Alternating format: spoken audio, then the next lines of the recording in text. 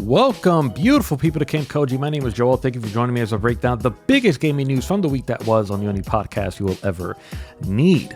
On today's show, we're going to talk about Firewalk getting shut down, Call of Duty Black Ops 6 setting records, and we're going to finish it up by talking about Nintendo Music and their future. But first, I want to talk about gaming's AAA Problem. So this is yet another segment led by Mr. Sean Layden, former Sony head or former PlayStation head, who has since moved on.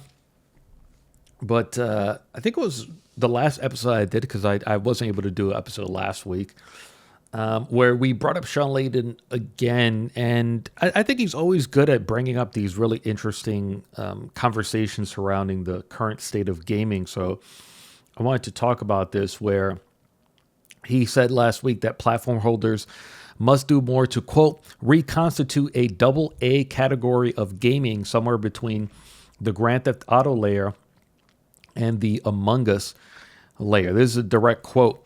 Don't make a bunch of AA first-person shooters set in World War II. That's not going to move the needle, but give us more interesting opportunities. Give me more things like Firewatch, those kinds of games. When it costs $5 million to make a game, you can charge $59.99. When it costs $125 million to make a game, you charge $59.99. So the math doesn't work. You end up having your cost and revenue streams at a break-even point. It's not a healthy model. But the gaming community said they don't want to pay more than $60 for a game. That led the industry into this place of, well, how do we get them to continue to spend? What is the DLC? What are the transactions? How do we get battle passes? How do we sell subscriptions? For some, they made good decisions around that. Others, as we've seen, haven't. We've seen blowback for companies charging crazy amounts for DLC and season passes that have no benefit. So if you've been following my show for a while, this return to AA is something I've been talking about for close to a year now, where it's pretty evident that this is a solution to the current problem. And I don't think it's just a gaming thing. I think it's entertainment overall. You actually hear the same thing happening over at Hollywood, where people will hear about these films that are coming out. Like there's this one, I think it's at the end of this month or early next month. I think it's called like The Red One or The Big Red One, something like that.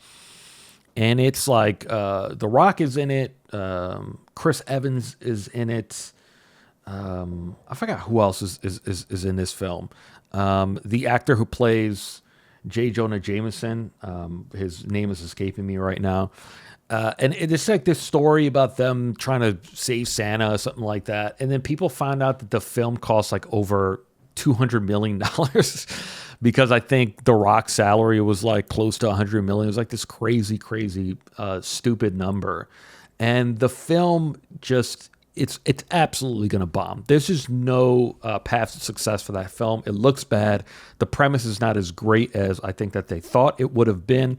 And it definitely looks like a really, really good streaming film. It looks like a really good Netflix, Hulu type of deal, where I think that that's where that industry is right now, where now there are films that are these films that are built for the theater, that drive you to the theater. And I think there are these other films where film watchers have almost unanimously agreed that by a trailer, you can sort of tell whether this is a film for home or whether it's a film to actually compel you to go out and watch it on a big screen.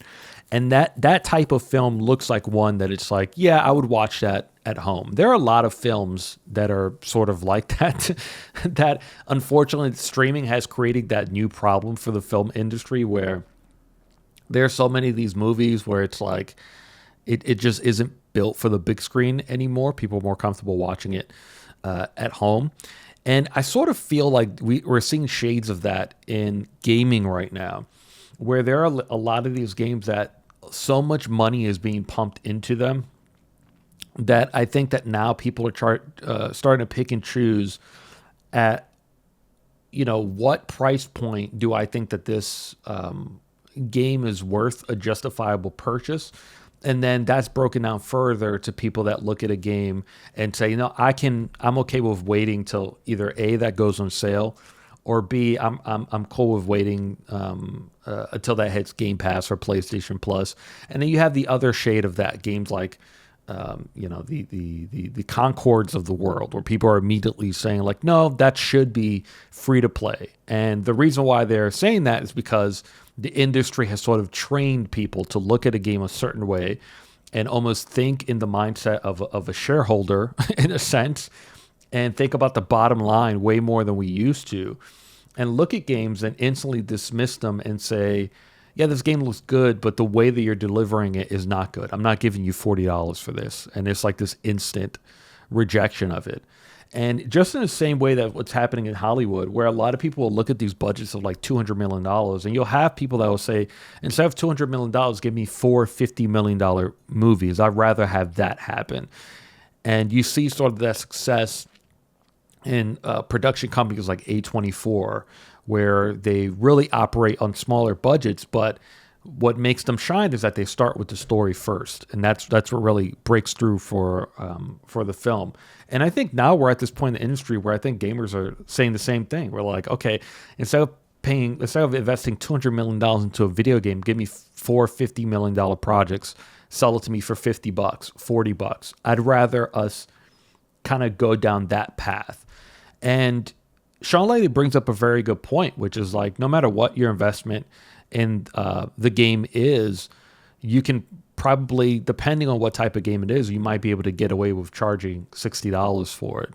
But as the cost to produce it goes up, the price to sell it cannot also go up, which is why we've seen so many companies now. Think about how rare it is now for a game to release and it's just one version of the game. That just doesn't happen anymore, right? So even though games are technically still sticking to the price point of $60, $70, now a lot of these companies start off with a special edition that begins at $100 most of the time. And that's why we've seen like the rise of early access, where people are saying like, hey, pay me an extra $30, $40 and you can play this game 3 days early. It's almost like another way to raise the price of a video game without technically, in a sense, raising the price of the video game.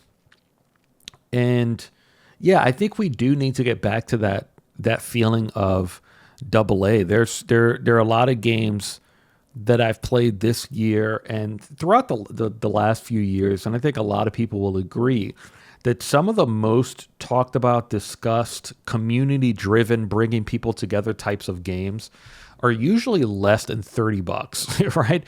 When we think about these big blockbusters, they don't really accomplish the same tasks as some of these other games that we've been seeing, whether it's, Phasmophobia or Among Us or Fall Guys, or even recently I'd say with like a game like Animal Well, where it's like I enjoy Animal Well way more than I would say I enjoyed something like a Spider-Man 2. And I think part of that is the purity of what they're trying to deliver, where I think that a lot of these games now are very, let's be honest, they're very shareholder driven. It's really about not delivering what you think, not making decisions based upon what you think will make the best game, but making decisions based upon what's the widest demographic I can reach in order for me to increase the likelihood that I'm going to sell millions and millions of copies. And I think so many games are driven by that ideal, and we've seen a bit of resistance to that. When you look at things like the Prince of Persia game, the Lost Crown, when you look at games like Assassin's Creed Mirage, where you do have these fans that are meeting these publishers halfway and saying like, yes, this is exactly what I want. And then, Sean Layden brings up a good point where it's like, now the revenue models have changed so much where these companies are now sort of forced to stuff these games with downloadable content. And I'm personally one of those people that I've never had an issue with it. The only time I have an issue if it's pay to win. But that's why I always bring up Overwatch 2 as a perfect example, where I've played that game for a very long time now, and I haven't spent a penny on that game. So anytime I see someone, playing the game with like those new My Hero Academia skins, I don't go out of my way to say like, oh, this person's a loser. They paid $20 for this skin. I just look at it as like, these people are continuing to make this game free for me. It's an option. It doesn't subtract anything from my personal experience, because I'm one of those people that just don't care about skins. It's just not a big deal to me. I'm not giving you $20 for virtual clothing. That's not going to happen. I'm not the key demographic there. But the way that I look at it is like, you guys are kind of keeping this game going for me, which I like. Here's another quote from him. He says, "So I think we are running up against the wall now. If you're going to make a $150 million AAA game, you're going to have to make a sequel. Your ability to take chances or make a game that no one's ever heard of before at that cost is getting very difficult to do the math on that, particularly when you have companies more and more being run by chief financial officers rather than when chief creative officers become CEOs. We've done these things this way for 30 years. Every generation, those costs went up, and we've realigned with it. We've reached a precipice now where the center can't hold. We cannot continue to do things that we had done before. It's time for a real hard reset on the business model, a hard reset on what it is to be a video game. It's not 80 hours, it's not 90 hours, but if it is, that's a whole different category." Layden thinks that in order for the console market to remain healthy, it must also appeal to a broad audience of consumers who weren't previously players. 100% right. The future of gaming is actually not 80 or 90 hours of gameplay. The future of gaming, and where I think a lot of companies are going to start moving towards or going, is really like, I wouldn't say drop in, drop out experiences, but something that's very quick and easy to pick up, but something that feels wholly fresh every single time you play it. That's why Fortnite has found so much success. That's why games like Roblox and Minecraft continue to succeed, and they've been able to have these really, really strong legs, is because every time you log into that game, it feels wholly fresh. And that's something that kind of, when you think about multiplayer, even individual multiplayer maps like a Call of Duty, it is a unique experience that is consistently being refreshed because you're playing with new players every time. You're crafting a new narrative every single time you go into one of those maps and into one of those game sessions. It's something that cannot be replicated with something single player. I've always said this is my fear with generative AI, is that ideal will companies will try to pigeonhole that into single player, and then the goal becomes, how can I get you to stay in my game as long as possible by giving you, crafting an AI that can give you unlimited fetch quests, for example, which I think is soulless garbage. That I think is a fear of mine that I brought up before in a YouTube video.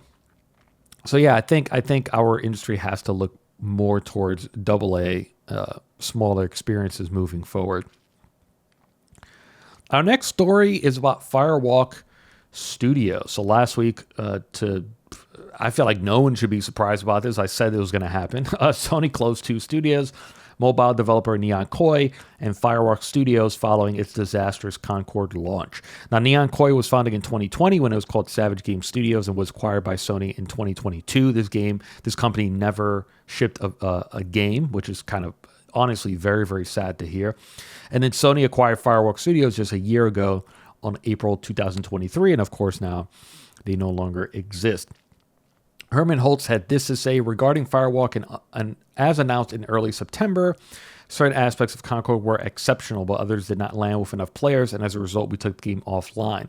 We have spent considerable time these past few months exploring all our options. After much thought, we have determined the best path forward is to permanently sunset the game and close the studio. I want to thank all of Firewalk for their craftsmanship, creative spirit, and dedication. The PvP first-person shooter genre is a competitive space that's continuously evolving. And unfortunately, we did not hit our targets with this title. We will take the lessons learned from Concord and continue to advance our live service capabilities to deliver future growth in this area. Now, actually, before I comment on this, let me just go through some of these other points.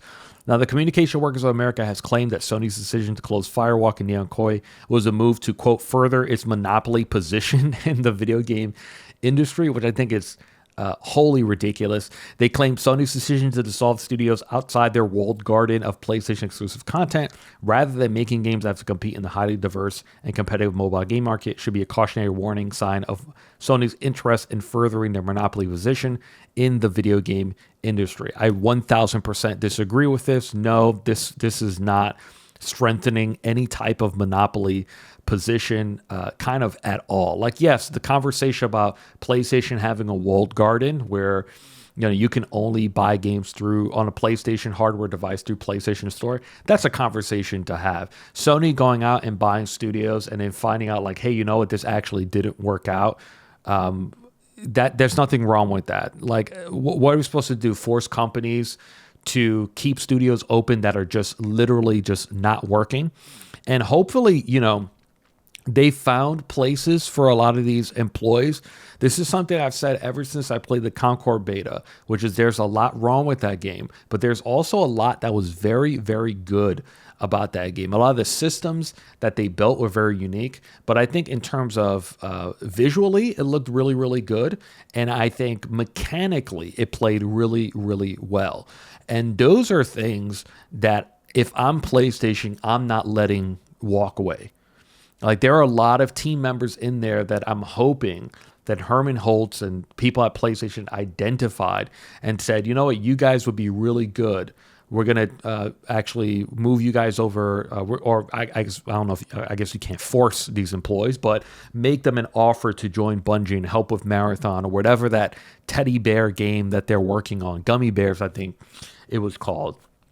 Or even like, we don't know what's happening at Haven and Fair Games, or like, we know that Horizon is doing some online type of stuff. I think that there's a lot of core members of this team that I would definitely, maybe not the lead designer, but there's a lot of people in here that I would say like, hey, I think there's a place we can find for you, because there's a lot about this game that they did really, really right. But no, I disagree with that. I don't think this is furthering their monopoly position.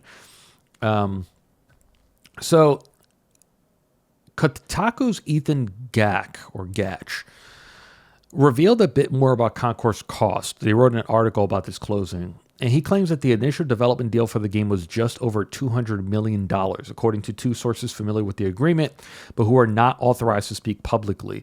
But Kotaku understands that amount was not enough to cover the game's entire development and did not include the purchase of Concord IP rights or Firewalk Studios itself, which Sony acquired only last year. Now, there was a few weeks ago when Colin Moriarty of Last Stand Media claimed that the cost for this game was upwards of $400 million. And myself and very people were immediately skeptical of it. And I didn't outright say that, oh, this person was lying. What I said was that this sounds way too ridiculous to believe. And the reason why it sounded unbelievable, I think is twofold. Is number one, it sounds very unbelievable that any company will be stupid enough to invest that amount of money into a brand new intellectual property from a completely unproven team, right? No matter if you have, lead designer from Mass Effect and head artist from Red Dead Redemption 2 and head writer for Grand Theft Auto, you could pluck as many pieces as you want. It doesn't mean that when you put those pieces together, it's going to make a picture that we can all understand, right? Just because you have the right pieces doesn't mean you have an amazing team. So this team that was put together with Firewalk Studios was still an unproven team. They never shipped anything. They never created anything.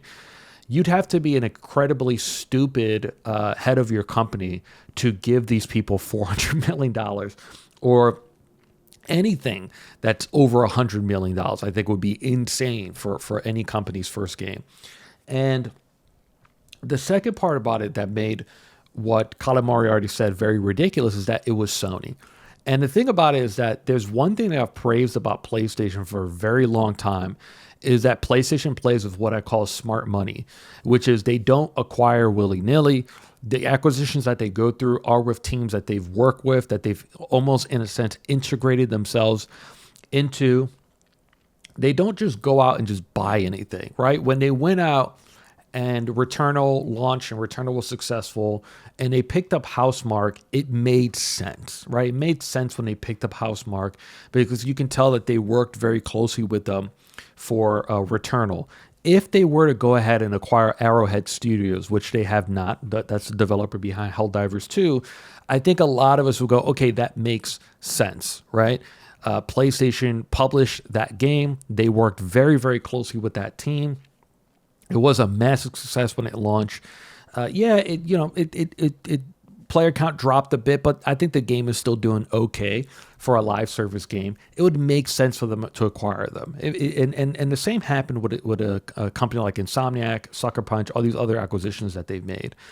And once they entered into live service, that's when things sort of went off the rail. Whereas the first time I started noticing that PlayStation was just buying companies willy-nilly. It almost reminded me a bit with Microsoft in like 2017 when they were like, oh, check out these 6 studios that we acquired. Those acquisitions, though, the reason why I felt like they didn't make sense compared to what Sony was doing at that time is that Microsoft had never worked with these companies directly. Like, yes, they were partners, right? But they've never integrated themselves into their ecosystem, into their teams to see if they're capable of continuing to deliver, especially deliver at a higher quality or a higher scale than they were previously adhering to. When you think about the people that made Stick of Decay, for example, the people that made that are making that what's the name of that game? South by Midnight, that's the one. PlayStation operates very, very differently. So when they went out and they bought, when they made the partnership deals with Firewalk Studios and Haven Studios, to me, I was like, this is smart money, right? They're entering into a publishing deal. It's for live service. They're dipping their toe in the pool, but they're not buying these companies, especially because they're brand new teams.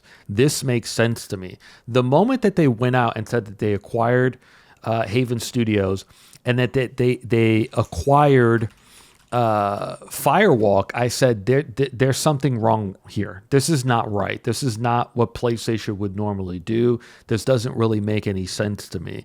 And now we see the end product of that, where I don't think we have enough information to confirm yet that yes, this game costs $400 million, but to find out that they were given $200 million, and that did not include the development, that did not include PlayStation buying the IP rights, that did not include the cost of acquiring the studio itself.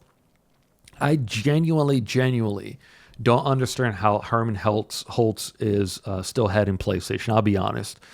PlayStation has done nothing but bled money over this live service, over entering live service, and they have a single game to show for it, which is Helldivers 2. Because I think about it. Let's be conservative here.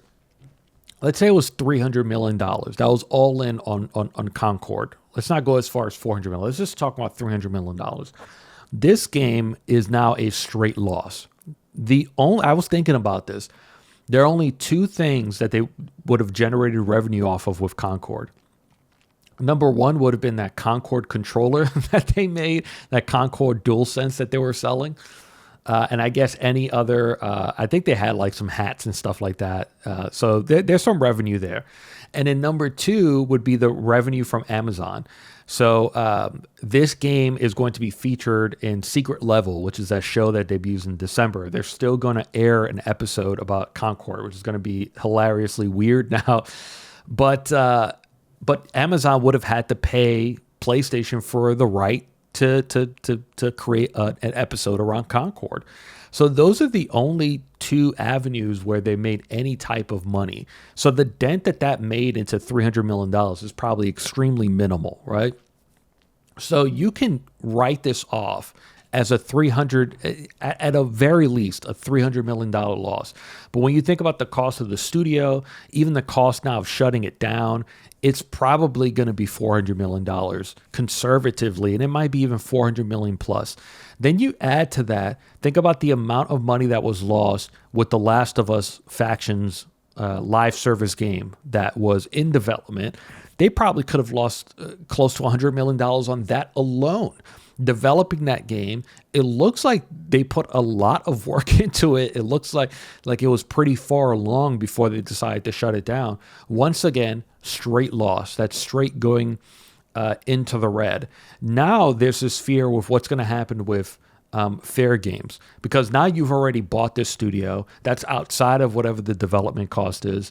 You're already sort of on your back foot, where no one is trusting PlayStation when it comes to anything live service at this point.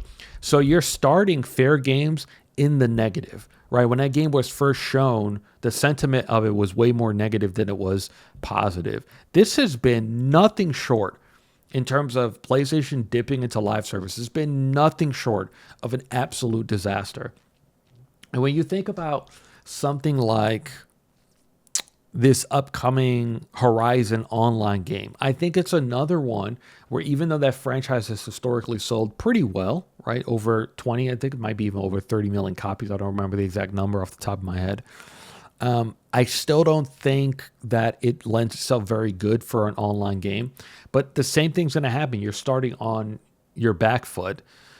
And it's weird because on one hand, PlayStation is not going to stop. And there's no, I don't think that there's a reason for them to stop, because it's almost one of those things where when it comes to live service, the risk is worth the reward, because all you really need is one mega hit to generate so much revenue for you for years and years and years. And I think that's what PlayStation is sort of looking at. I'm very surprised. I'm more surprised by the shutdown of Neon Koi, because the future of gaming is going to be mobile. Whether you like it or not, the future that these three mega publishers, or these platforms, Nintendo, PlayStation, and Xbox, have to look towards is actually mobile. So for PlayStation to shut down the studio, I'm very curious as to why that would have happened. That to me didn't make any sense. Like, Firewalk makes sense. It was very evident that this they were just not going to continue.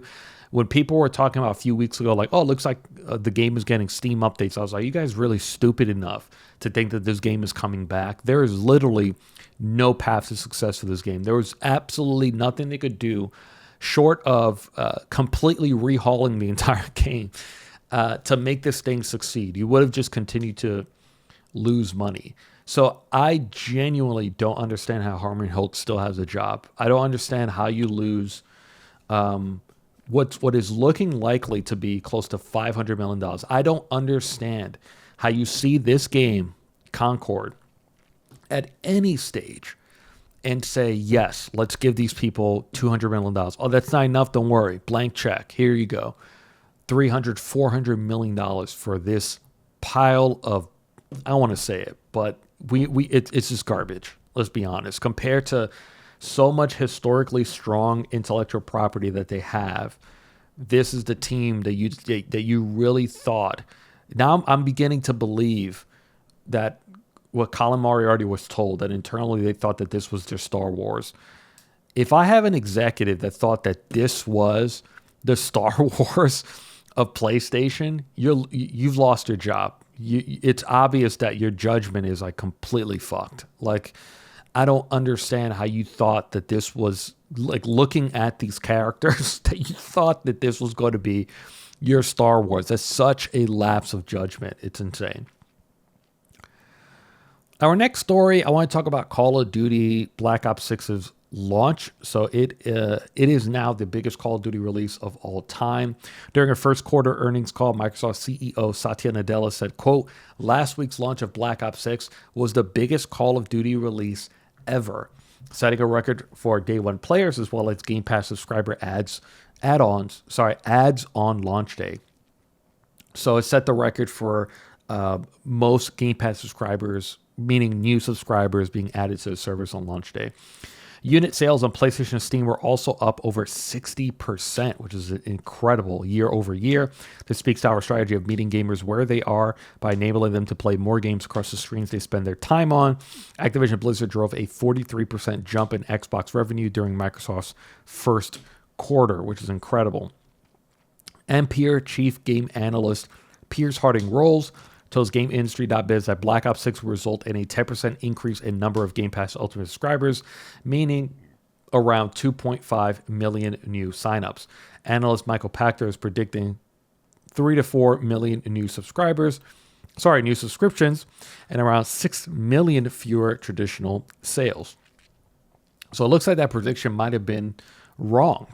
Maybe 6 million fewer on Xbox, but it looks like even on PC, where the game is accessible through Game Pass, for Steam to be up 60% year over year. Their concurrent player count, I think they broke the Call of Duty record for Steam concurrent player count. I'm not 100% sure though, but it was really high. And then for PlayStation to be up 60% year over year. And then you remember that we're still just in November. The holiday season is coming up. Those are incredible, incredible numbers. Yeah, I mean, there's really no surprise here, right? There's zero surprises that this game was going to draw record attention and record subscriptions to Game Pass. I don't think anyone's surprised by that. I'm more want to know how many of those people stay. How many of those people continue to subscribe just to access Call of Duty? Are those people subscribing for 1 month, enjoying the game, and then deciding to buy it? I'm curious about that. I don't think we're ever going to know about that. But how many people are just going to keep their subscriptions? And now the challenge goes on Xbox, because I think that getting people into Game Pass through Call of Duty is a really big compelling door for people to be attracted to Game Pass. But once they walk through, how do I keep them in November? How do I keep them in December, January, February? And what's good is that, Indiana Jones is right around the corner. I think that that's a game to keep people onto the service. We know that Avowed is there next year, and they do have a really strong slate of third-party games that I think look very, very interesting that are entering the service early next year, going into the end of next year, which I think is a really compelling, especially if they're able to hit these promises that they're making with State of Decay 3 next year, South by Midnight, Fable, Perfect Dark. I don't see a scenario where all those games come out next year, but Doom, I think would launch next year. If you spaced them out correctly, I think it is realistic to expect that a lot of these people that are coming in with Call of Duty, hopefully, are going to continue to stay onto the service. And I think what's really interesting about a game like Call of Duty Black Ops 6 entering into Game Pass as a service is that I think a lot of people forget that Call of Duty Black Ops 6 is not just $70. Unless you're buying it on PC, that cost is not just the cost, because when you think about playing on PlayStation or Xbox, for a game like Call of Duty and especially Black Ops 6, you have to factor in the cost to play that game online. The amount of people that purchase Call of Duty just for the single player experience are very, very low. It's just not high enough, right? Most people buy Black Ops 6 or pretty much any Call of Duty game, in order to play online multiplayer. So I did a current breakdown. So PlayStation Plus Essential is $80 a year. That's the cheapest tier. Plus $70 for Call of Duty 6. That comes out to $150 for the first year. So if you're purchasing Black Ops 6, you're not just paying $70, you're technically paying $150 for that game, because most people, once again, are going to need to be able to play online. You have to pay $80 a year in order to do that. Like I said, it's not the same for PC, where you don't have to pay for online. Game Pass Core plus Call of Duty 6 is $145 for the first year. On PC, Game Pass would be $144 for the first year. That's if you're just accessing it through Game Pass. So very similar price to other people just buying Call of Duty and having the ability to play it online. And then on console, it would be $240 for the first year. So that is if you're subscribing to this through Game Pass Ultimate, you would pay $240 for year one, compared to $145. So let's just, for the sake of argument, we'll say for an extra $100, you can sign on for a Game Pass for year one and be able to access Call of Duty for 12 months. I don't know about you, but it sounds like a really, really good deal. when you think about the fact that one of those games that are coming up, let's just use Indiana Jones as an example, which I think looks absolutely phenomenal. Even a game like Doom that comes out next year looks absolutely phenomenal, right? You're definitely going to want to play that day one. Those games at retail are $70, right? So now you're only $30 away from justifying your purchase of Game Pass for a whole year. It just, to me, I think there are a lot of people that are going to say that this just makes sense. I think the only piece of this equation that I think Xbox is severely missing is a yearly discount. I truly don't understand why Xbox is not doing this. I don't get it. I think if I ever sat down and was able to interview Phil Spencer, that would definitely be one of my questions, which is PlayStation does it, Nintendo does it. Why don't you guys have an ability for me to pay for a yearly subscription, save a little bit of money in order for me to make that commitment? I don't understand why they don't do it. Because once you really think about it, let's say someone has made their mind up. Let's say you're a gamer, a week or so ago, you decide to enter into a Game Pass Ultimate subscription for $20 in order to access Call of Duty Black Ops 6. And you've made this decision that, you know what, financially this makes sense. I love Call of Duty, but I love all these other games that Xbox has already announced that are coming to Game Pass. I'm going to be staying here for at least a year, right? If you're Xbox, why not get that instant cash injection at one time instead of waiting 12 months to accrue that $240? If I give someone the offer of even $220 or $210, and I'm telling you, you're going to save $20 or $30 by doing this, there's a lot of people that will go ahead and do that. So on day one, when Call of Duty Black Ops 6 drops, I'm not just getting $20. I'm now getting $220 from that user. I don't understand why Xbox doesn't do this. It's just 0 cents. It makes no sense at all. Like, yeah, you make $20 less, right? But you are, in a sense, getting these large injections of cash, $220, instead of these $20 payments. And then since you're instantly getting that cash in one fell swoop, you now have way more cash to play with in order to go out and make new deals with third parties, in order to go out and make more acquisitions to bring Game Pass games on there to day one. It just doesn't make any sense to me. Or at the very least, some sort of family plan. I don't understand. But I think at the very least, they need a year one plan. So look, I think it's to no one's surprise that this is doing well. I think it's great for everybody involved, whether it's the player, whether it's Xbox, whether it's Activision, whether it's Call of Duty. I think all this is just, there's no way to look at this news and look at it as bad. But this is just the beginning. I want to know, I want to see some Game Pass numbers next February. That's what I want to know. I want to know how many subscribers do they have. And I feel like if we don't hear anything by next February, that means that there was a drop after month one, or at the beginning of the year, there was a drop in subscribers. Because for Xbox, you want to come through next February and say, we've hit 40 million subscribers. Because the last number I think we got was 29, 30 million. I've said for a while, their goal was 100 million by 2040. I still don't think they're going to hit that. But this obviously helps them get towards that goal. Our final story, I want to talk about Nintendo's future. Now, this is the catalyst for this was last week, Nintendo announced Nintendo Music.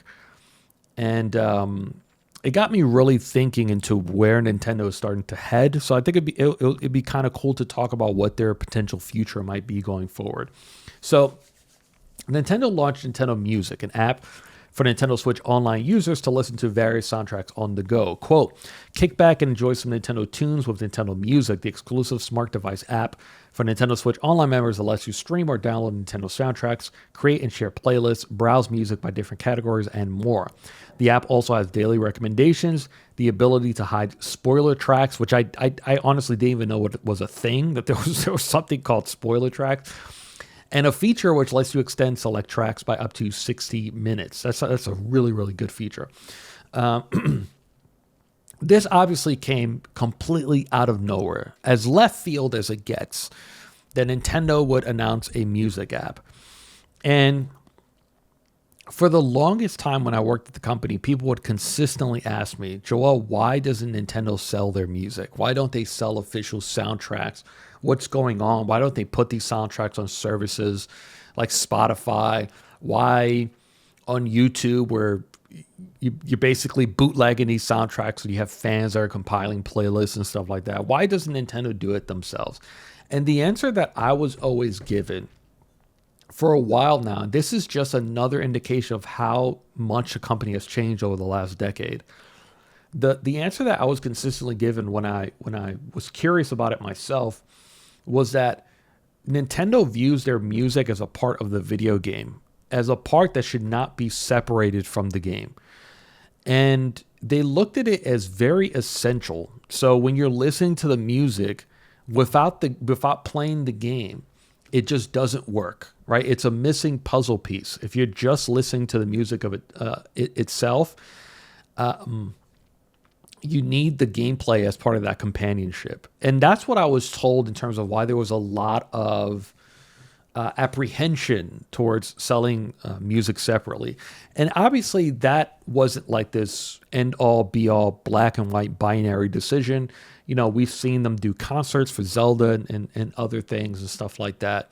So I don't think it was like this end-all, be-all assessment of it. And obviously don't quote me on that, because this was, you know, just what I was told. It doesn't mean that was actual fact, right? So I was incredibly surprised when they decided to drop a music app. That to me just blew my mind. There's so many things that Nintendo has done lately that for me, from the perspective of a former employee, I'm just still baffled and blown away by, because these are things that during my time with the company, I can tell you unequivocally would never have happened. If somebody would have told me years ago, hey, Nintendo's going to drop a application just to listen to the music, I would have laughed in their face. I would have said, there's no way that rumor is true. And then the same thing goes with like something like the Nintendo Museum, which I'll talk about a little bit later. I would have told them, no, that's not going to happen. I think the only thing that I think they're missing from this Nintendo Music drop was a way to subscribe to it straight through the phone. I think that they should have opened this application up just a bit to people that were not currently in the Nintendo Switch Online ecosystem. So I think right now they're circumventing Apple taking that 30%. By what they did was that when you open the app, it immediately tells you, hey, you need a Nintendo Switch Online subscription. There is no direct link. There's no direct way to purchase it through the application. It just sends you to a website to get more information. And so you have to go to nintendo.com, sign up through there in order to create an account. They are giving out 7-day free trials right now if you've never created a Nintendo Switch Online account. And that's the only way to access the music in this app. In my opinion, I think that was a mistake, because Nintendo Switch Online right now is $20 for a year, which is a really, really good price, right? I think that they should have done an in-app purchase, but then increased the price. So if you're a Nintendo Switch Online user, it's almost like you get the discount. You know, you don't have to pay anything extra. You know, your $20 a year subscription is included in this. But I think that there should have been something where at the very least, you charge people $5 or $10 for the year. And, you know, you do the math so that, you know, Apple takes a little bit of a cut, but you keep a little bit. You keep enough of a profit that you're comfortable with. But then, of course, that 5 or 10 is only to subscribe for this music. You don't get any of the other Switch Online benefits. I think that that's something that they should have kicked around. I wonder if they did. But that, I think, is a little bit of a missed opportunity, because I think there are Nintendo fans out there that maybe aren't in the Switch Online ecosystem that would still be interested in playing music through the application itself. I also think that the introduction of this application is a path is now being laid down for a price increase, I believe. I think two things are going to happen. Number one is the price is going to increase. Right now it's $19.99. And remember, part of that is offering online play. And we talked about that for PlayStation and Xbox. And look, they obviously give more away, especially PlayStation for $80 a year, you do have access to those 2 or 3 free games per month. So the value is there. But in order just to play games online, you have to give these companies $80 a year. For Nintendo, it's just $20 a year. And you know what? The online works. Is it the best of the best? Does it have as many features as PlayStation or Xbox? No. Excuse me. But it works for $20. And that's something that I could see them increasing to $25 at the very least going forward. And I think including stuff like this, Nintendo Music as a part of your subscription is going to justify a price increase in the future. So you as a consumer go, okay, it's going up $5. Maybe the family plan, now you might have to pay an extra $1 or something like that. They're going to say, oh, but I have Nintendo Music now, so I think the price is justified. I think that's what's happening right here. I also think that the name of this service is going to change. Now Nintendo Switch Online doesn't make any sense anymore, because now the subscription is not only for Nintendo Switch. And then we know that we have a new Switch coming out. I still stand by my theory that it's going to be called New Nintendo Switch. Maybe I'm wrong. But then at that point, this doesn't make any sense to call it Nintendo Switch Online subscription. So I think it's going to switch either just Nintendo Online subscription or something savvy that they'll come up with that will include all these services into it, or all sort of rolled into one. And I saw a lot of people online being confused. A lot of people are like, I don't get it. Why doesn't this application exist on the Switch? If you need a Switch Online membership for it, why can I only access this on my phone? Or my tablet, my mobile device? Why can't I access these playlists and these songs and these albums on my Nintendo Switch? And I'm going to explain to you guys why. This is an indication of where Nintendo is now heading. The point of Nintendo Music, and even recently Nintendo Alarmo, is brand expansion, is IP expansion.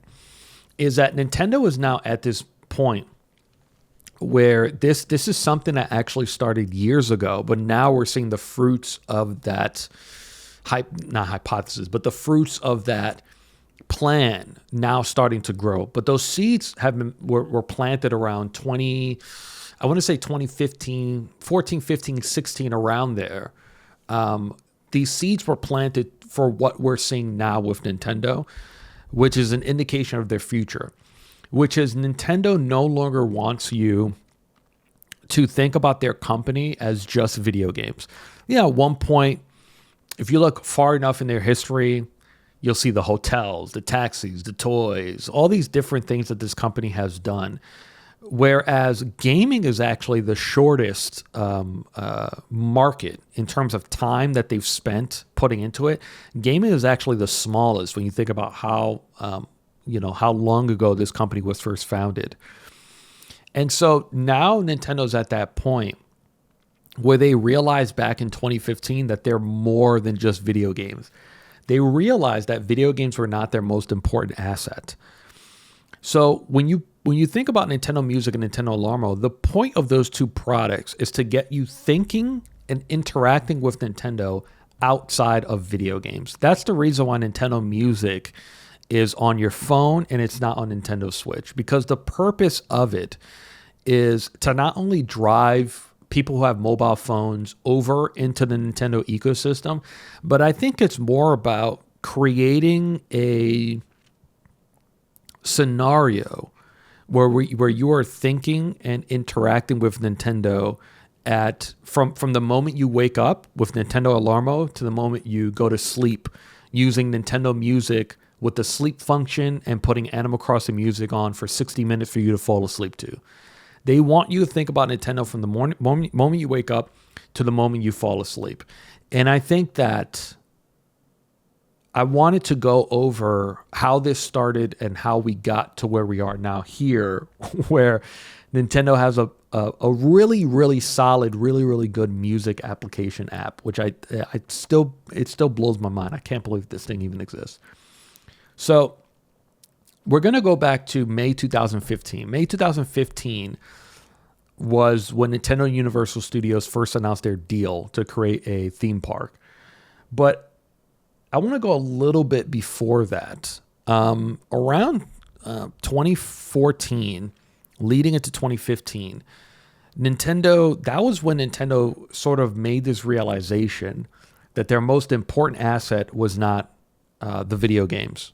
That was like a light bulb moment going off for the company, where they realized the most important asset that I have is not Super Mario Brothers. It's Mario and Luigi and Peach and Bowser and Toad. It's Donkey Kong, it's Link, it's Kirby, it's Samus. It's the characters. That's the most important asset that I have.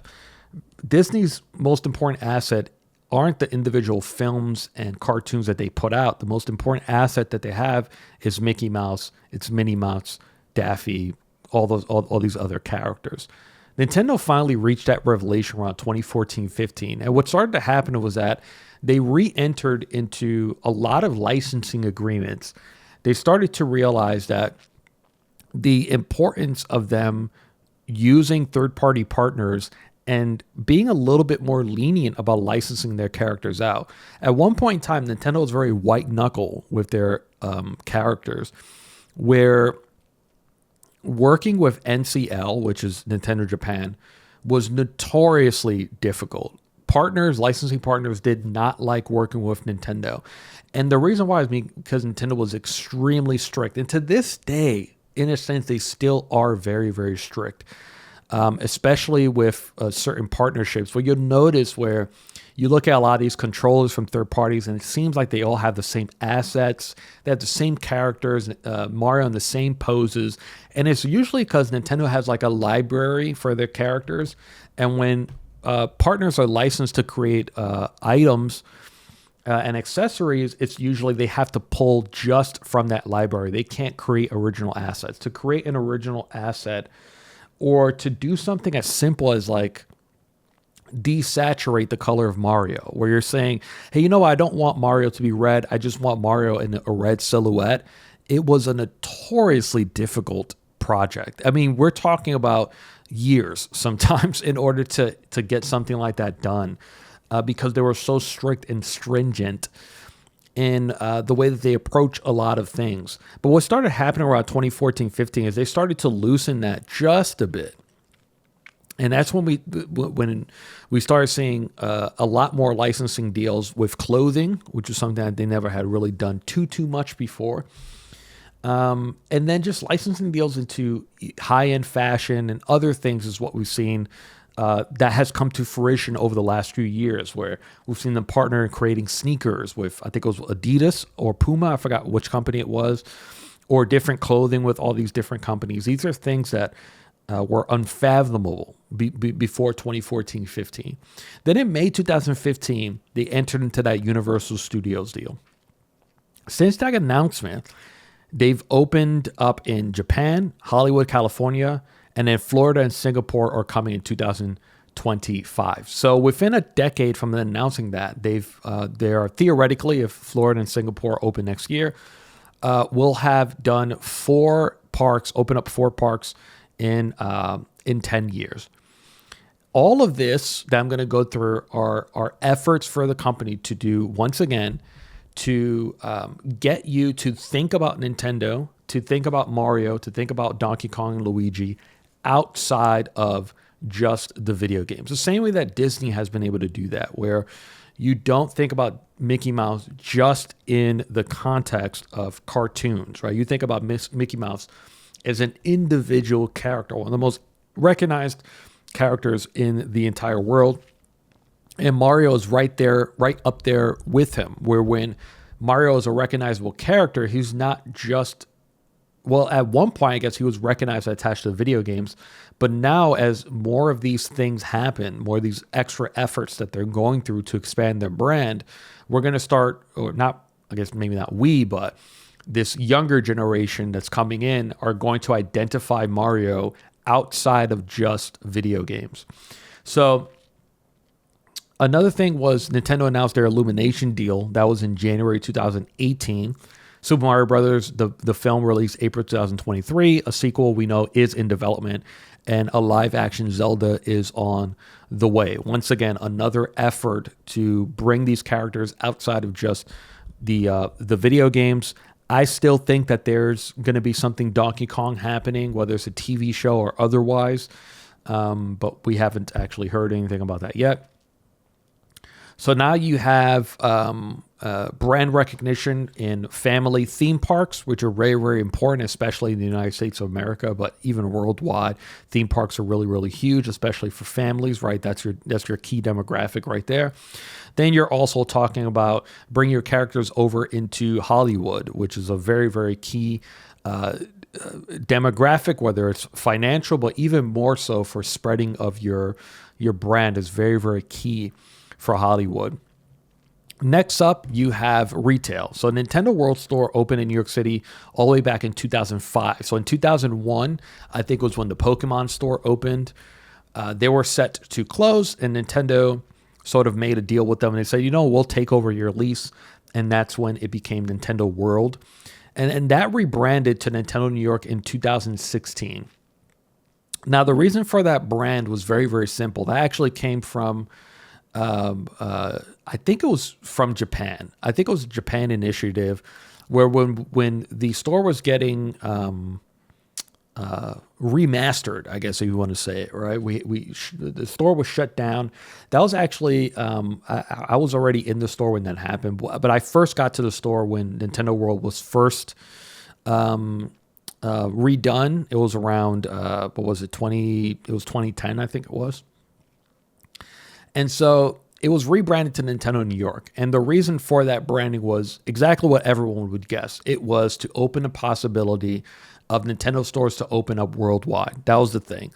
And around that time, there were always rumors about a West Coast store opening, but obviously that hadn't come to fruition for quite some time. So Nintendo New York opened in 2016.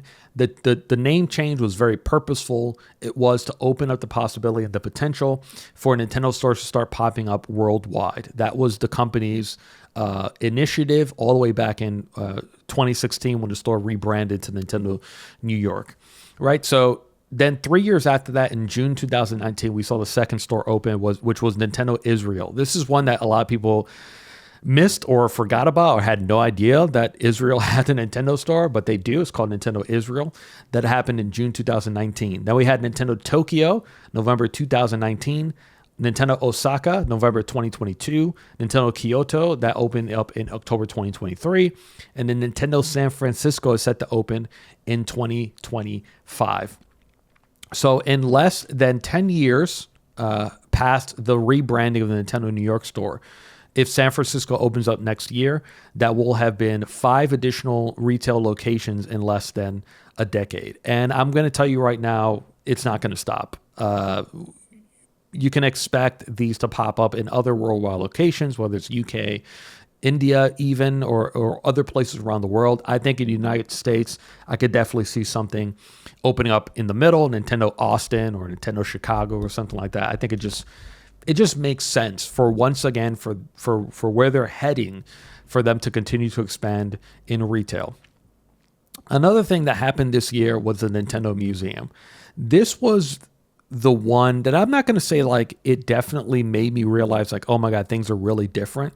But it was one of those things that made me almost like my jaw definitely dropped when I saw the announcement of Nintendo Museum. And the reason why is because when I was at Nintendo, I was told explicitly Nintendo would never, ever, ever build a museum. So the reason why Nintendo never wanted to build a museum is because of what the word museum evoked, the feeling that museum evoked. When you think of the word museum, you instantly think of things that are in the past, things that are gone. You tell someone museum, and I think the visual photo that they get are old paintings or dinosaur bones, right? Those are like the two things that pop up in your head. You go into a museum really to learn about things from the past, things that are dead, things that don't know, civilizations that don't exist anymore. So Nintendo never liked the word museum, and they never even thought about creating a museum because of two things. Number one is because of what I just said.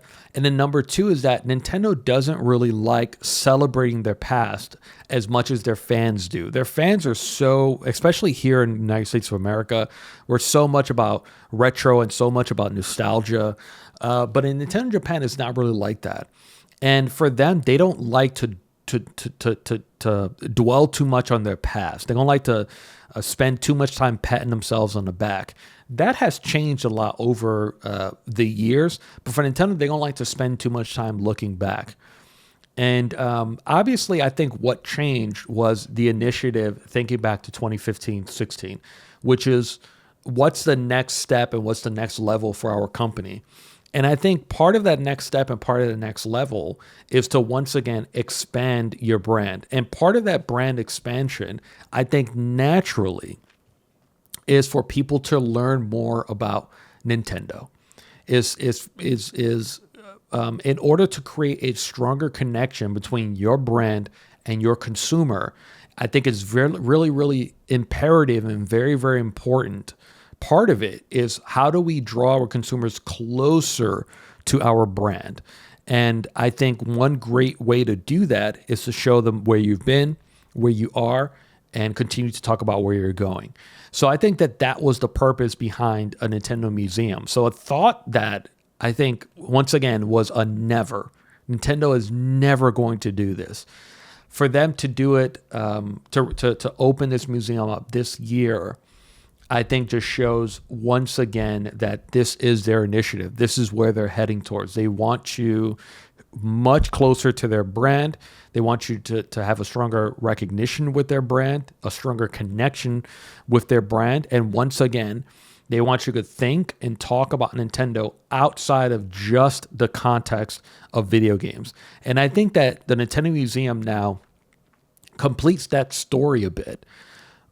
Where you think about the past, which is where they came from, strollers and toys and all these different weird things that they created, the cards and all that stuff, to now this moment in the 80s, 90s, 2000s, 2010s, where it's really all about video games. Everything went back to video games. Now we're noticing in the 2020s going forward, where Nintendo is almost a little bit like reflecting where they were in the 1900s, where we're more than just this one thing, where there were this one thing for so long, 80s, 90s, 2000s, where there were just video games. And I think the Nintendo Museum, if you go and visit it, which I haven't, hopefully one day I can, I think you realize that now the story almost comes full circle at that point. What else? We had this recent Nintendo Secret playtest for a massively multiplayer shared experience. Once again, something that I think years ago was unfathomable. Remember how much we used to make fun of Nintendo with friend codes and all, this whole BS way to play online. And yes, it's still not like, it doesn't have as much freedom as what you see from their competitors, but for them to even think about something massively multiplayer is kind of insane. And I'm going to tell you, I'm going to sort of make this claim right now, where I personally think that this project is an original project. I know that some people, even myself for a second, when I saw some images and video of what people are playing, I did not play it myself. I think a lot of people were saying that this is probably just a test for another IP to be latched on to this, whether it's whatever, Splatoon or something else, right? The more I think about it, the more I think that is actually going to turn out to be an original IP, something brand new from the company. I don't think it's going to be attached to any single intellectual property. I think at the very least, they might pull from different properties, almost like a Nintendo Land sort of thing. But I don't think that it's going to be attached to an intellectual property.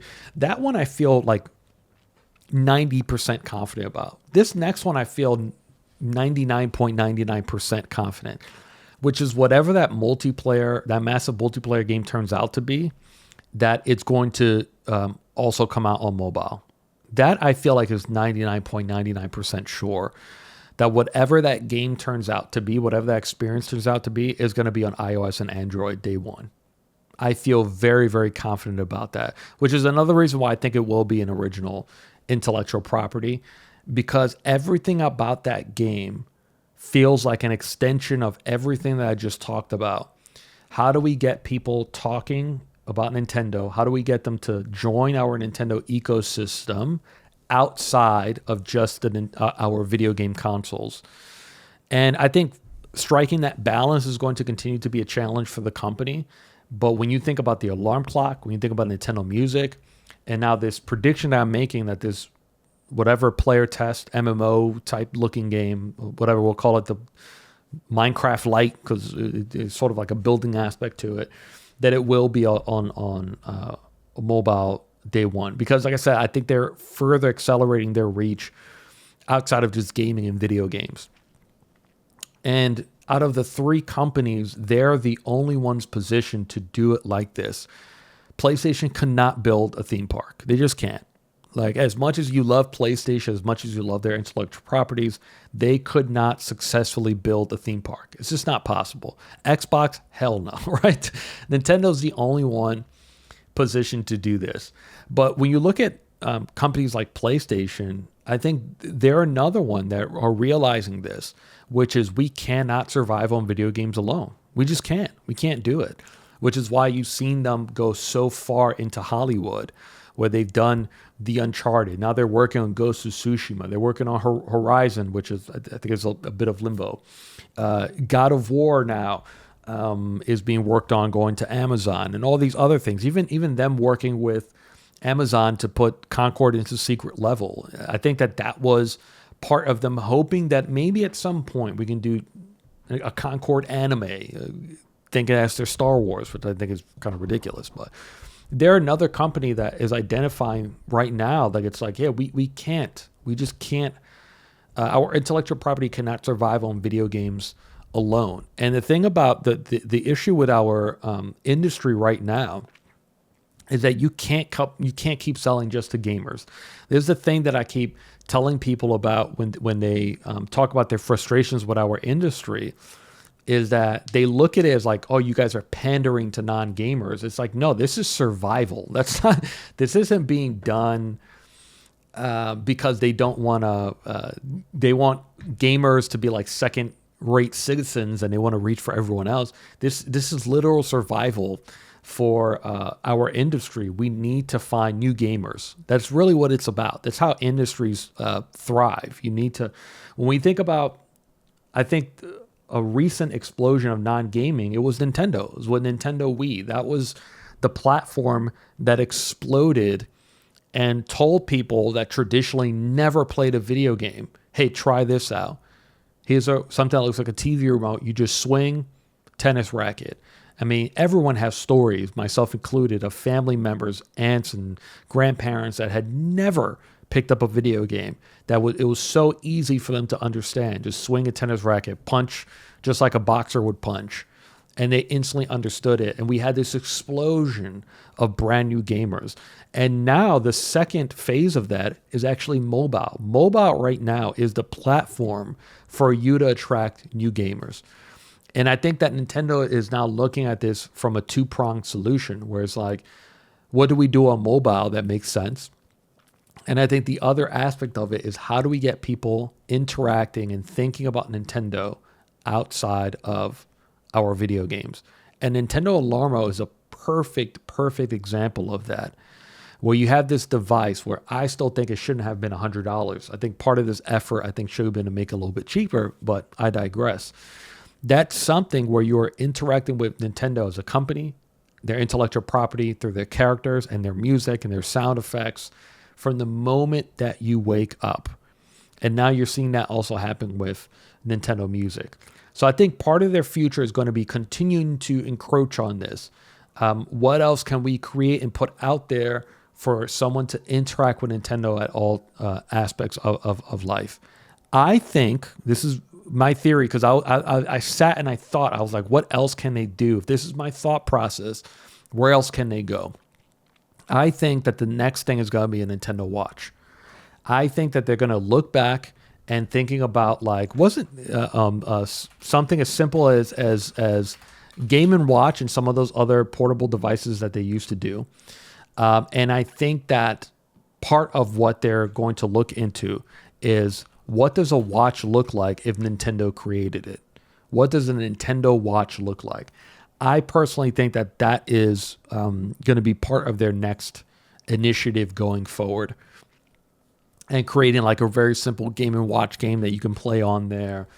But then on there you have, the Pikmin coming on and they're changing the time, or every time you flick your wrist up it's I don't know, I can't think of any examples right now.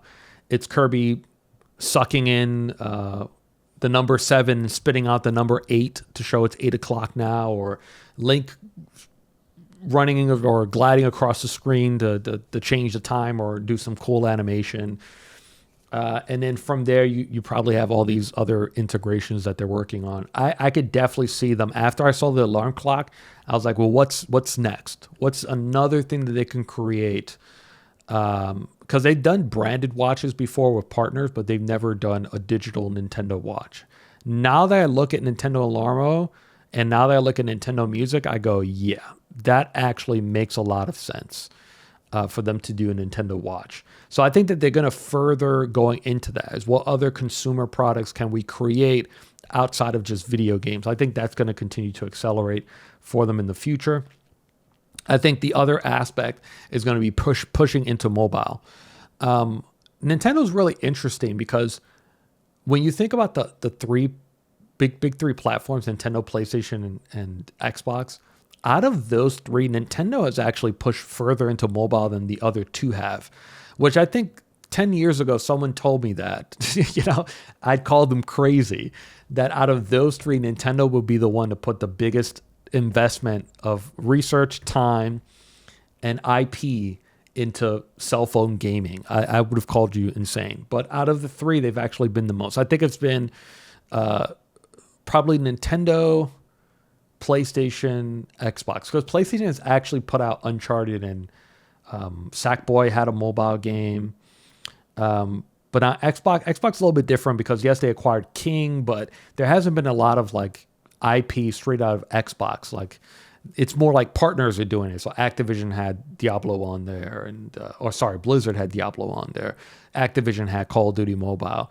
Obviously, King with Candy Crush and stuff like that. So all of their dip into mobile has been very acquired outside of cloud gaming and stuff like that, and them wanting to do a mobile store.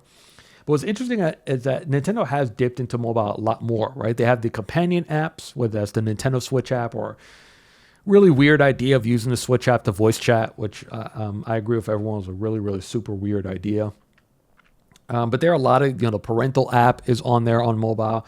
They obviously now have Nintendo Music on there, and that is outside of the games, whether it's Super Mario Run, Mario Kart Tour. And what's interesting is that Nintendo very much went into mobile being very anti-mobile. Nintendo is one of those companies that I can say with 100% certainty they're not beholden to shareholders. It's very different from the traditional companies that we think about, especially in American culture, where it's just about profit, buy, sell. We have to make our stockholders happy. Unlimited growth. Nintendo doesn't really think that way. But now I think that those two things are aligned. They want to grow as a brand, grow as a company, and naturally profits are going to grow alongside with it. But they did it when they were ready. They're doing it at their own pace. They're doing it the right way, right? They're working really hard to find the key partners to go ahead and do this with. They're not going willy-nilly. They're not hands-off like way back in the first Super Mario Brothers film, right? They're being very, very careful with it. So that's what they did when it came to mobile, where it wasn't about just trying to get people to spend money. It really was about like, how can I take my console experience, do something unique for mobile, but not make it so compelling enough that people stop buying my hardware.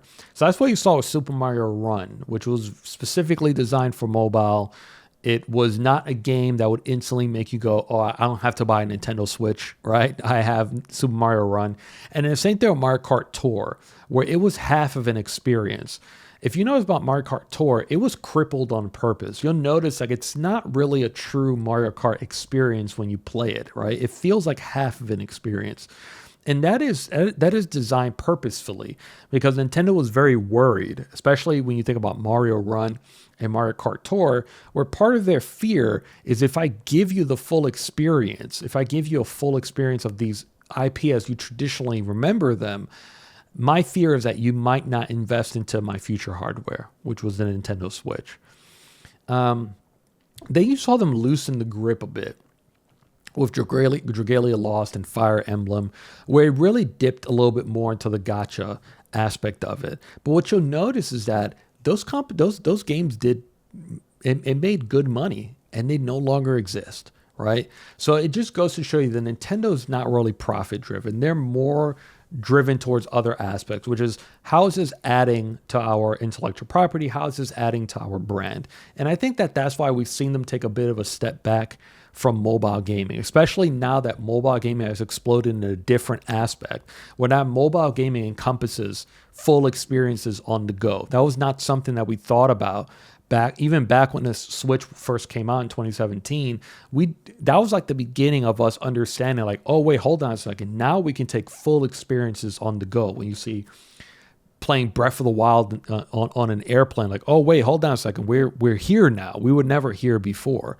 And now in 2024, on just a cell phone, you can play the entirety of Resident Evil 4 on the go on an iPhone. You don't even need a controller, even though obviously you should have one. So now we're in this aspect where we're talking about full mobile gaming experiences. And I think that that's why Nintendo stepped back a little bit. Because now the fear is that the expectation for mobile gamers is I want full experiences on the go. Nintendo's apprehension, though, is that if I give you a full experience on the go, why would you buy a Nintendo Switch? So now part of their challenge now is how do we attain this balance, all right? Nintendo Music is a good example of it. Is this an application that exists on your phone that keeps you within the Nintendo ecosystem? They drive the entire experience, right? Because I saw some other people saying like, oh, why don't you just put these on Spotify? They don't control Spotify. Not only are you going to lose so much revenue to Spotify, which you can keep the lion's share yourself if you have your own application, but it's a controlled experience, right? When you log into Nintendo Music, you can only listen to Nintendo Music. If you go on to Spotify and you listen to one of my songs, I can't control the recommendations and anything that comes after it. It just doesn't make any sense, right? So when you think about Nintendo Music, it's a perfect litmus test for this is a mobile experience that does not detract from my online console sales. And I think they're going to start looking into how else can we do things like that. We know that Nintendo very recently purchased an animation company. Like, do you create a mobile application where you can access Nintendo animated shorts? Bring back Dinosaur Office, stuff like that. You know, get a little bit weird with it, right?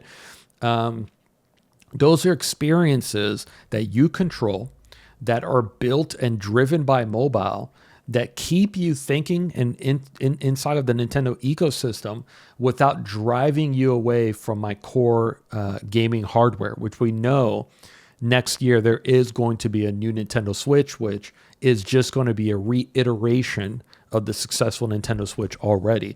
But I think that Nintendo understands that. I think that they're looking internally and understanding that we might not sell as many consoles as we did with Nintendo Switch. I think that's they're going to be very conservative with their sales because now gaming is entering this weird moment where gamers are now going to start seeking experiences outside of additional hardware, which is why you cannot continue to ignore mobile. Sony, Microsoft, and Nintendo all have to reach this conclusion. And to a sense, each of the three of them have, right? PlayStation has pledged more mobile support. Don't understand why they closed down the Koi and why they haven't invested as much as they should be investing in by this time. Nintendo identified this a while ago, which is why they dipped their toe into mobile and why they continue to do so with the release of Nintendo Music. Microsoft is identifying the same thing with the Microsoft Store, their acquisition of King. Remember when they made the Activision Blizzard acquisition, they talked about how important King was. Each of these three companies have identified that mobile is going to be the platform to find brand new gamers. So what does this mean for Nintendo?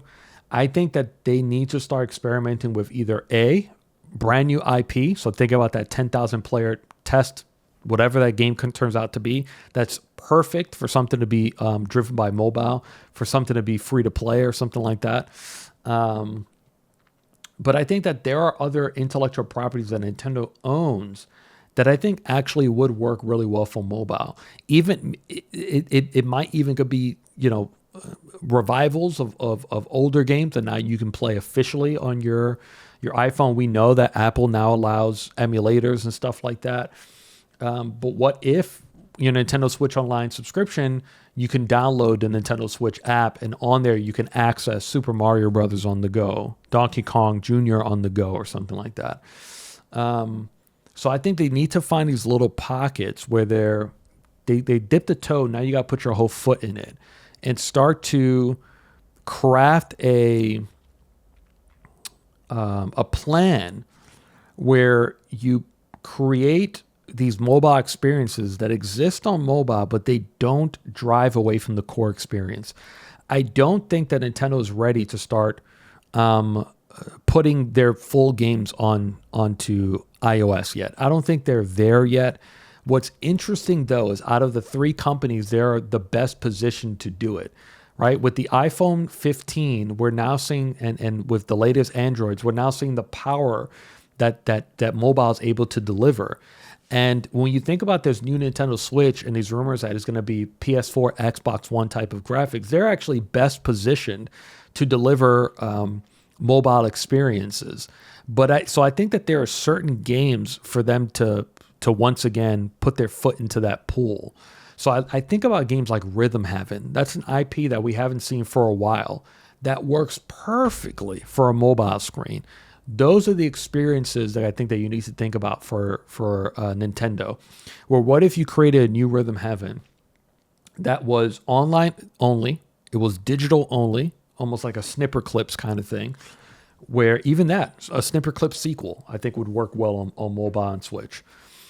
Where you have it on Switch, but it's a smaller title. It's a $20, $30 type of thing. Or maybe it's something that's included into your Switch Online membership, where you can access this brand new Rhythm Heaven. And every week it's three songs. That's it. It's three new levels. And there's like high score challenges, or we're adding one level a week to create some community around it. And you can only access it if you're a Switch Online member. You can access it through mobile, or you can access it through your Switch. So that's a smaller experience. That's not a Zelda. That's not a Metroid. That's not going to bleed your console sales, but it's going to grow and hopefully bring in new consumers on the mobile side. Same way that something like Pokemon Go did. Another example would be WarioWare, would be another great example of that. You drop 5 micro games a week, and it's part of your Switch Online. Or it's a full experience, so you sell on for $20 or $10, but it's $10 on the Switch and it's $10 on mobile. And those games work really, really well for all the aspects of what a cell phone can do, right? Because my iPhone, just like my Switch, has gyro, it has a microphone. Even on mobile, if it's mobile exclusive, you can do something interesting with the camera that you can't do on something like a Switch. But there's so many, even something like Elite Beat Agents, these rhythm games that Nintendo hasn't touched in a while. Something, once again, like a Snipper Clips that I think would do really well on mobile. And I think that that's going to be something that they're going to focus on, is answering that question, is what experiences can we bring to mobile that do multiple things at once. Number one, keep people talking and interacting with Nintendo outside of our traditional video game systems. Number two, bringing in brand new gamers. People have never played video games before. How do we do that? And then finally, I think that this is something I brought up before, but Nintendo needs to get back into a social aspect. And this new Nintendo Switch, whatever this may be, needs to introduce something new socially. So when you think traditionally about the recent Nintendo hardware, they've always had some sort of a social aspect to it. Nintendo DS had PictoChat, if you remember that, those like local chat rooms that you could enter into. It also had Flipnote Studio. Nintendo 3DS had Flipnote Studio 3D, but it also had Street Pass and also had Miiverse. Nintendo Wii U had the Wada Wada Plaza, which was always cool. If you guys remember, it was, you had your icons on your home screen, and then when people left comments inside of Miiverse, which was also on Nintendo Wii U, you would see those comments on video games. So people saying, man, I love this game. I'm really enjoying it, blah, blah, blah, blah. And then, of course, they have Wii U Chat, which is like the video chat that I honestly don't think a lot of people used. This new Nintendo Switch needs to introduce some sort of social aspect. I think it's like the one thing, or one of the big things that the Nintendo Switch is missing, is some sort of social aspect in the game. And look, Miiverse had its problems. Right, it was like a messaging board, and obviously, whenever you do something where you can input, when you give people blank space, right? So they had, you could draw things and stuff like that. There's a lot of potential to cool things. There's a lot of potential to do really, really cruel, awful, and disgusting things. Obviously, Nintendo's very family friendly, but it's like, if you guys remember, Super Smash Brothers had that Miiverse stage, and that was awesome, right? Depending on what character you used, so if you were using Luigi, you would see a bunch of Luigi drawings, and it almost felt like people from all around the world were cheering on for you. That type of stuff is what Nintendo needs to bring back. Street Pass was like one of the greatest things about 3DS. It's something that people still use to this day. People will go to conventions, they'll bring their 3DSs just for the purpose of using Street Pass. And if you guys remember, there was like those Street Pass games that they introduced where you can use people that you've passed by and use them on your team for all these different games that they created.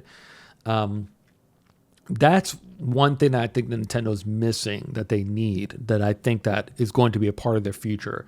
And you see a little bit of it with that 10,000 player test, where it is a shared world, where you are building with other people. You are working together for a common goal. And look, people are always, if you give people tools, they will always use them for evil, right? A knife could be used to create an amazing meal. It can also be used to kill someone, right? No matter what, when you introduce tools, you're going to have people that are going to use them the wrong way. And I think that is not enough, though, to scare, that shouldn't be enough to scare them off from trying this again. Trying something like a Miiverse, or bringing Street Pass back into that new Nintendo Switch, which I think that's the key.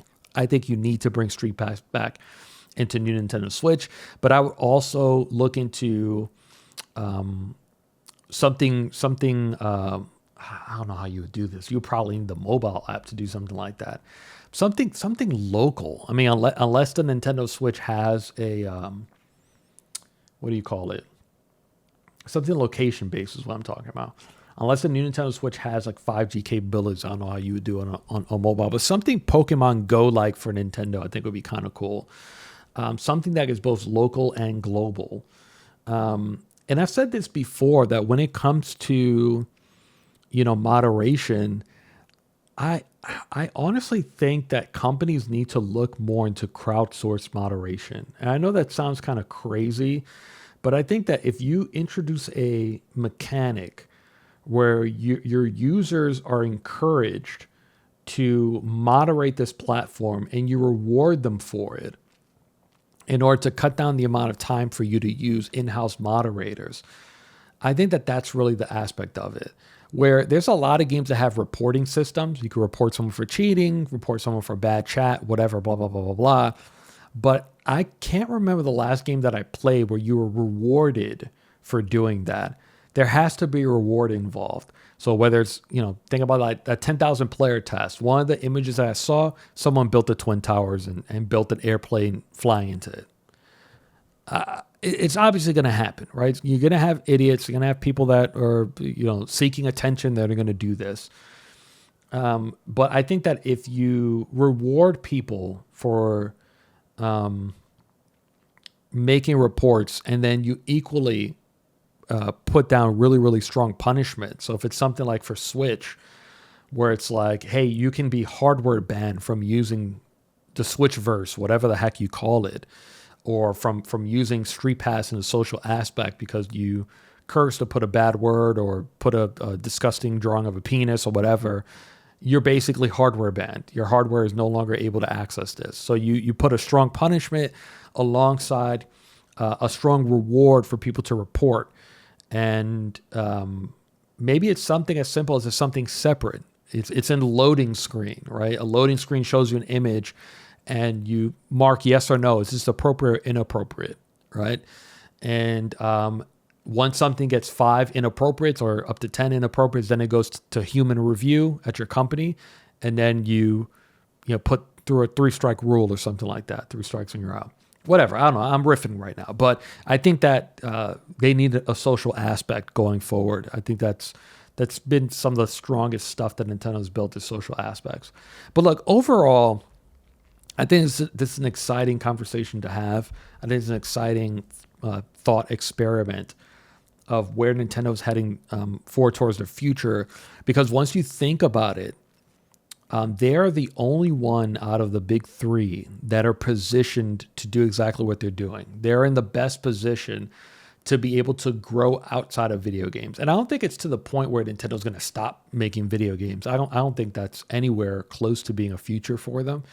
But it's one of those things where they are no longer going to be known for just video games. That's done. That's over and that's done with. Where I think Xbox and PlayStation, they're very far away from that goal because they don't have the characters, especially from a family-friendly point of view, but also from a personality point of view. Their characters are nowhere near what Nintendo has been able to build. A lot of people talk about how PlayStation's mascot is Astrobot. That's a horrible mascot. What are you guys talking about? Like that, Astrobot, for as much as I love the games, that's a horrible character to think that could stand on as an IP on its own, right? The last 2 games created from Astrobot, he's dressed up as all these other intellectual properties, right? They haven't really built the game that makes that character stand on its own. There's not really too much there. And then you think about some of the other characters, they're all really mature, right? It's Nathan Drake, it's Kratos, it's Aloy, right? These characters, I think that, they don't really work technically in terms of like a family friendly or in the same vein as they would for something like a Nintendo. Now, PlayStation is the closest. Like if PlayStation made a music app, if PlayStation made an alarm clock, I think it would succeed. I think Xbox is definitely dead last in terms of IP leverage. But I think that Nintendo is best positioned right now, and they're going to continue working towards this future where they are no longer known for just video games. And I love it. I'm very excited for the future. I'm very excited to see what they have to show next coming up for them. And I think that their future is very, very bright. Hot releases for the week. We have Death Note Killer Within on November 5th. That's coming to PC, PS4, PS5. It's also coming day 1 to PlayStation Plus. And we have Metal Slug Tactics, PC, PS4, PS5, pretty much all platforms. Also November 5th. November 6th, we have Planet Coaster 2, PC, PS5, and Xbox Series X. November 7th, we have Goat Simulator Remastered, PC, PS5, Xbox Series X. Metro Awakening VR, that's PC, PSVR 2. And then Mario and Luigi Brothership, that's coming to Nintendo Switch. November 8th, we have Slitterhead, PC, PS4, PS5, Xbox One, and Xbox Series X. Time for us to wrap it up. These are stories that we didn't have time to get to. Wolverine head designer Brian Horton has left Insomniac to join the initiative and lead Perfect Dark. His previous credits include Miles Morales in 2015's Rise of the Tomb Raider. I don't think there's any scenario where this game creates profit outside of coming to PlayStation. I think that this game is coming day 1 to PlayStation. I don't see a solution for Perfect Dark. There's no way that this game is costing anywhere less than $200 million. This is a $200 million plus game. Think about how long it's been in development. Think about the fact that a brand new team was created called Initiative. Think about the fact that they had massive turnover. Think about the fact that they then had to go to Crystal Dynamics to help them develop this video game. This is $200 million right here, folks, period. And I don't think that Xbox and PC alone are enough. So I think that this is a Doom situation. This is an Indiana Jones situation. If it doesn't launch on PlayStation, it's definitely coming out a little bit later. And now you have a former PlayStation employee to help you with that. Last week, the U.S. Copyright Office refused to allow remote access to out-of-print games to prevent, quote, market harm and to avoid the, quote, significant risk that preserved video games will be used for recreational purposes instead of research. Yeah, this is kind of crazy. This is kind of one of those aspects where we've talked about this before in terms of how difficult it is to preserve video games.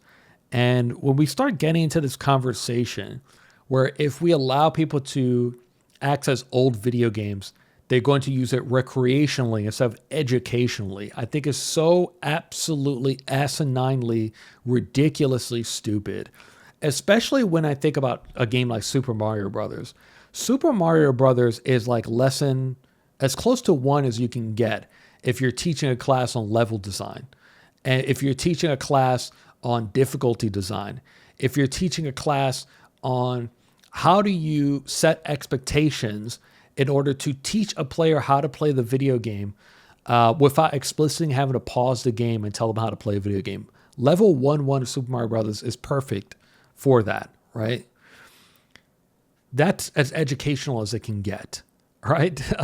So the fact that when it comes to preservation, that we're still having this difficulty where we're seeing not as the same level as libraries or anything like that. Like imagine a library not existing because it's like, oh, people would read books recreationally, so we can't allow that. We can't allow them to digitally access books. It's so stupid and asinine, and hopefully, we keep fighting this, and the people that are fighting this are continuing the fight. In a recent financial report, it was revealed that Rainbow Six Siege has made more money than almost every other Ubisoft franchise. It generated $3.8 billion since its 2016 release. That's just behind the entire Assassin's Creed series, $4.3 billion, and has surpassed the entire Far Cry series, which has made just $2.1 billion. Do you guys remember what I said during the PlayStation segment? The risk is worth the reward. So Ubisoft has seen so many failures lately with Assassin's Creed and Far Cry and all these other things, all these other issues that they've been going with. But their one success, the one service scheme that they got right, outperformed everything else, right? It's worth the risk for these companies, and that's why they can continue doing it. After their latest Kickstarter attempt failed, the day before, developer Fantastic is back to pursuing free labor. They announced their next game is an action horror prop hunt game called Items, and they've opened a contest for people to design a map. The winner gets their map designed for the game, their name somewhere on the map, and a copy of the game. At this point, I don't blame Fantastic. And this reminds me of the YouTube video where I said the day before was not a scam, where I tell people, like, if you're the dumbass that is so easily tricked into this stuff, then I'm blaming you. I'm no longer blaming the developer. If your ass is stupid enough to sit down and design a map or a level for this company for free, just for you to get a copy of their new shitty game, this is your fault. This is a fool me once type of situation. I'm no longer blaming Fantastic that the scam is continuing. I'm blaming whoever goes along with it. And finally, last week, Pokemon Company released the TCG Pocket game on mobile, and according to estimates from App Magic, in just 4 days, the game has generated $12 million. They also estimate the game has been downloaded over 12 million times. So I'm going to echo it again. Sorry for beating a dead horse. The risk is always worth the reward. And obviously a lot of this is IP driven, right? The Pokemon IP is the reason why this is so successful. But it also shows you two things. Number one, the power of mobile and why these companies need to continue to pay attention. But number two, it shows that we have reached critical mass for digital spending, where now we're entering to this moment where there's upcoming generation, right? The people that are in their adolescence, teenagers turning into teenagers going into their 20s, are way more comfortable buying stuff digitally than people in their 30s, 40s, 50s, and above are with spending digitally, right? When you're one of those gamers that grew up playing the NES, you don't understand spending money for digital things, for something that's not tangible, something that you can't physically hold. This upcoming generation, they're fine with it. They're more than fine with it. They see the value of it. I saw a TikTok video where a guy, honestly, he did look like he was in his 30s. So it looks like he was just, I guess, a mega Pokemon fan. He admitted that he collected every single card, but he also admitted that he spent $700. So there are a lot of these people that would be considered whales that just spend and spend and spend because they're addicted to this. They don't understand that their dopamine has been hijacked. Their reward systems have been hijacked, where they're spending just to get that fancy animation and that fancy digital card. And it is also potential trading and maybe real money being involved here. But $12 million in 4 days. If they keep that up, even if they're definitely going to be breaking $1 billion within their first 12 months. There's no doubt about it.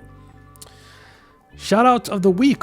Shout out number 1 goes to BioWare and EA. Dragon Age the Veilguard topped the Steam charts and broke BioWare's concurrent Steam player record. And also shout out to Kinetic Games. Phasmophobia has surpassed 20 million copies sold, which is phenomenal. Make sure to subscribe to Camp Kojo on your favorite podcast platform so you can listen to it on the go. And if you already are, please leave us a review. It helps more than you know it. Thank you guys so much for joining me. Please follow us on Twitter and YouTube. Once again, I'm Joel, and I will see you all next week.